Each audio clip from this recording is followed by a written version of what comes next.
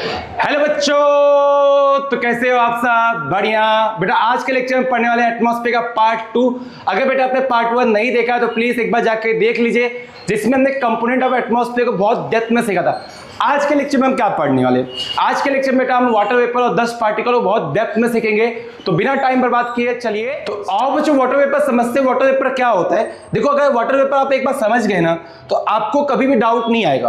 देखो, water vapour की बात करें तो पहले ये होता क्या वो समझो।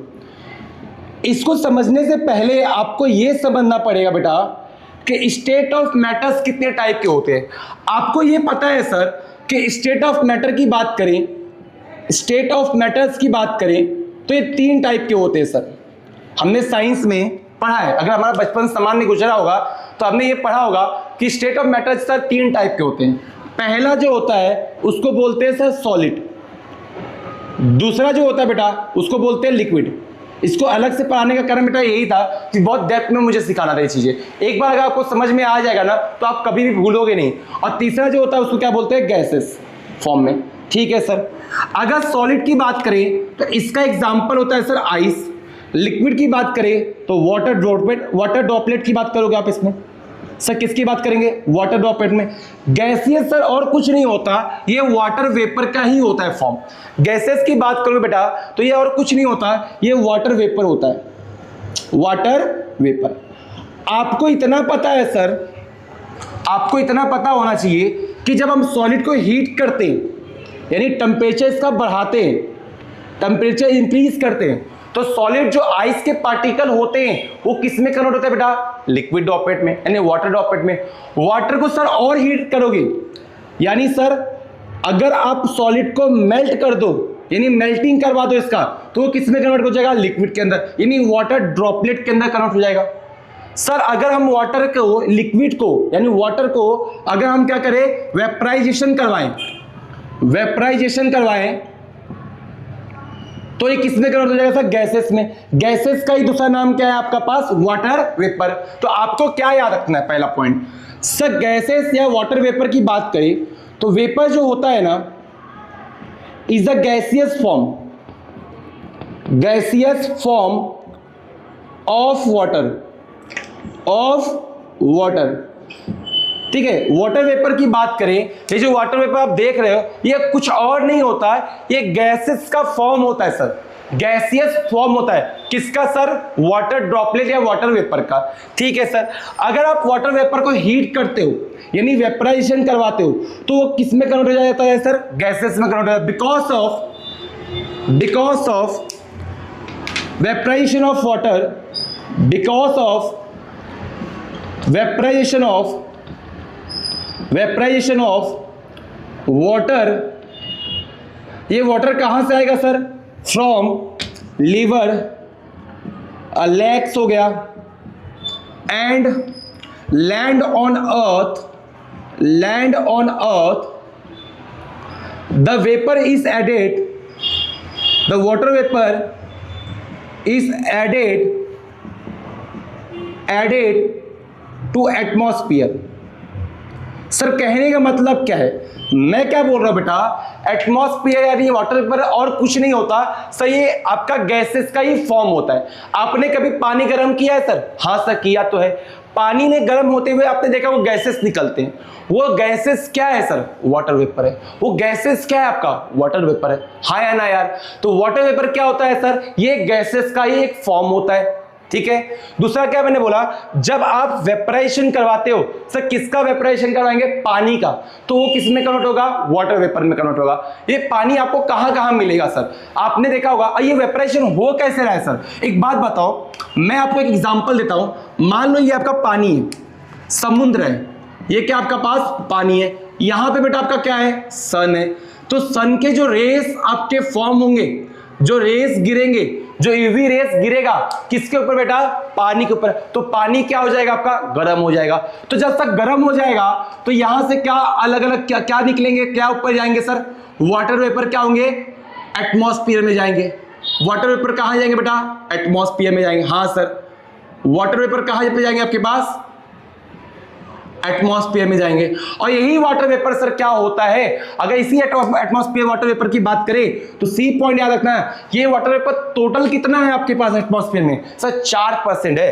तो वाटर वेपर की बात करें, वाटर वेपर की सर बात करें तो टोटल 4% जो है वो कितना है आपके पास, कहां पे है सर एटमॉस्फेयर में। और इसी की वजह से हम लोग इसको क्या बोलते हैं बेटा, इसी की वजह से डी पॉइंट आपको याद रखना है, water vapour is also known as, water vapour is also known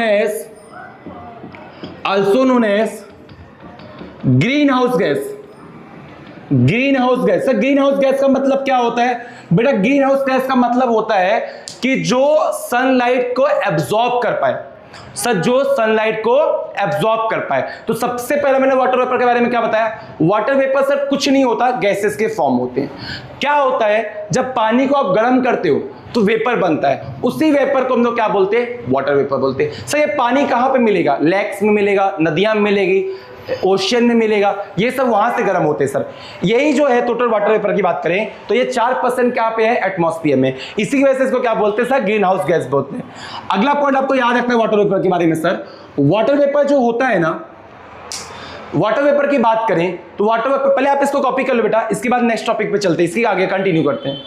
I hope बेटा आपने ये लिख लिया होगा। अगर मैं वाटर वेपर की बात करूं तो कहां पे ये फाउंड किया जाता है बेटा, 8 से 10 किलोमीटर के बीच में जो इसका रेंज होता है। अगर बात करें, it is found 8 to 10 kilometre, 8 to 12 kilometre from sea level. Sea level से यानी समुद्र से बेटा आपके 8 से 10 किलोमीटर में पाए जाते हैं। सर वाटर वेपर कहां पे कम पाया जाता है, जो डेजर्ट वाले एरिया होते हैं ना, जो रेगिस्तान वाले एरिया होते हैं ना, वहां पे वाटर वेपर कम होता है। सर ऐसा क्यों बेटा, रेगिस्तान में पानी की कमियां होती हैं, जब पानी रहेगा ही नहीं, समुद्र रहेगा ही नहीं तो गर्म होगा नहीं, जब गर्म होगा नहीं तो आपके पास क्या होगा, आपके पास उसकी कमियां भी देखने को मिलेगा। तो इन डेजर्ट में बात करें, वाटर वेपर जो होता है ना बेटा, water vapour is less. Sir एक बात बताऊं, आपका क्या मैंने आपको बताया कि पानी गर्म हुआ, वाटर वेपर बना। सर जैसे जैसे ये वाटर वेपर ऊपर जाता है ना, वाटर वेपर ऊपर जाता है ना, तो ये ठंडा होने लगता है। सर क्या होगा, ठंडा होगा, ठंडा होकर बेटा क्या बना देगा, क्लाउड बना देगा। तो क्लाउड बनाने के लिए भी ना सर वाटर वेपर क्या है, रिस्पॉन्सिबल है। क्लाउड बनाने के लिए, बादल बनाने के लिए भी क्या चाहिए, वाटर वेपर चाहिए। यानी क्या है, it is responsible for cloud formation.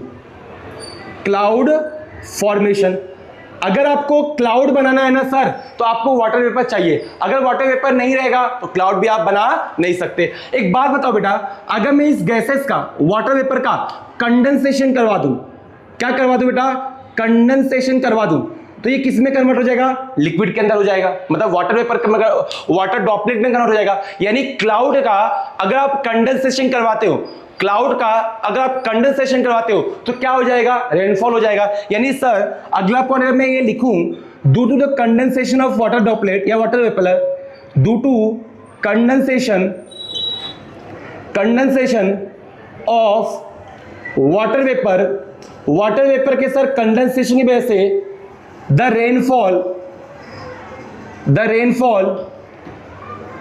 And आप ऐसा लिख सकते हो, hailstones and snowfall occur।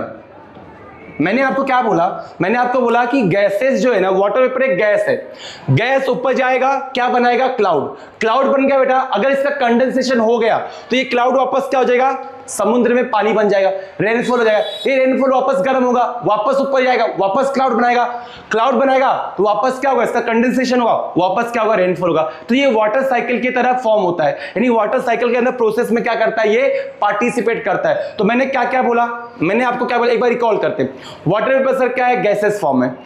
Gases की बात करें, ये गर्म होगा। सब पानी जब गर्म होता है तो क्या होगा, पानी ऊपर जाएगा। जैसे जैसे पानी ऊपर जाएगा क्या बनेगा, ठंडा होगा, ठंडा होगा तो क्या बन गया, क्लाउड बन गया सर, क्लाउड बन गया, इसी क्लाउड का सर कंडेंसेशन होगा। अगर सर क्लाउड का कंडेंसेशन हुआ तो क्या होगा, ये बारिश करवा देगा, बारिश करवा देगा तो समुद्र में वापस क्या हो जाएंगे, पानी भर जाएंगे, वापस समुद्र कम होगा, वापस से क्लाउड बना देगा। तो ये प्रोसेस क्या होता है, वाटर साइकिल कंटिन्यू चलता रहता है। आई होप आपको ये समझ में आ गया होगा। कॉपी कर लो बेटा, डस्ट पार्टिकल पे चलते हैं। आओ बच्चों डस्ट पार्टिकल समझते हैं, बहुत छोटा टॉपिक है। Air also is very tiny piece of dust. अगर एयर की बात करें ना, उसके अंदर बहुत सारे धूल होते हैं, वो धूल को ही क्या बोलते हैं बेटा, डस्ट पार्टिकल बोलते हैं। इस धूल को हम देख नहीं सकते, we can not see from our I,